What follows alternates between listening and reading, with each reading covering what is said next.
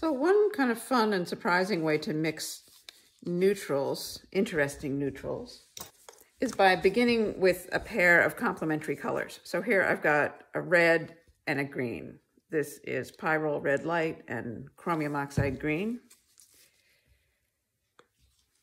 Just a little bit of each of these on the palette. And I'm just going to start mixing. So by neutrals, I mean grays, beige, brown, everything in that range. Looks like here I'm getting a brown. I'm going to paint that out.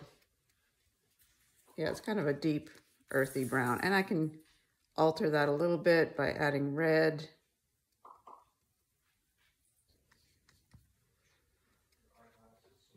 And I can add quite a bit more red here.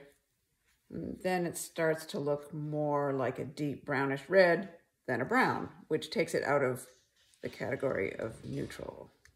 But just a nice little range there. Let me add back in some green.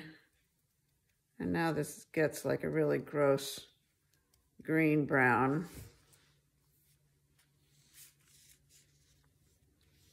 Next thing is adding white.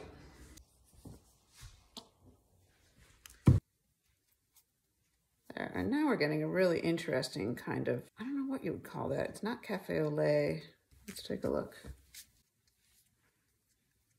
It's almost kind of like a mouse gray or something. Let's add a little red to that. There, it does start to get pink. So that's kind of in the chromatic category. It's all chromatic because it's all color. I just think of chromatic as like red, orange, yellow, green, blue, purple, and everything in between. And if you can't tell what it is, then it's neutral. There, that's starting to be really pink.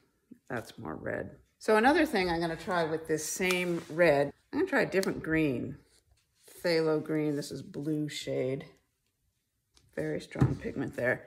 With my brush, I'm just gonna offload it a bit. I'm not gonna rinse it out thoroughly. So take this red, add some of the green. And here I'm getting a really dark kind of charcoal color. And what I find really fun about this is that the red on its own is pretty intense and the green on its own is pretty intense. But you mix them together and you get basically gray. Okay. Now at this point, add some white and then we can really see, is it more green? Is it more red? It's more green, okay.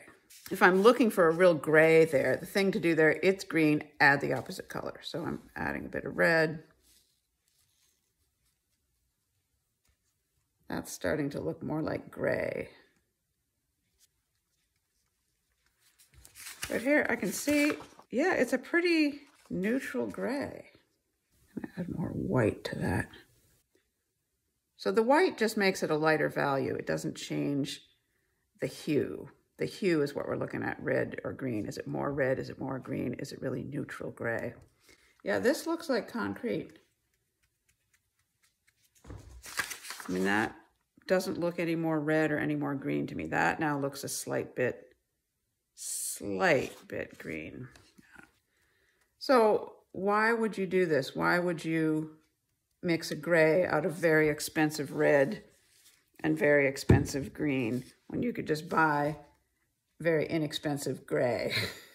It isn't that this is the way you want to mix your grays always. It's to learn how colors work. So that if you have a color that's kind of like this and you really want it more neutral or you want it more red, say if you want it more neutral, then you know, add the opposite color, add a little bit of green. So it gets you pretty well versed in altering colors. So often you will be painting or you're looking at a painting and one of your colors is, it's too bright or it's too blue or it's too something. It's too dull, it's too light, it's too dark.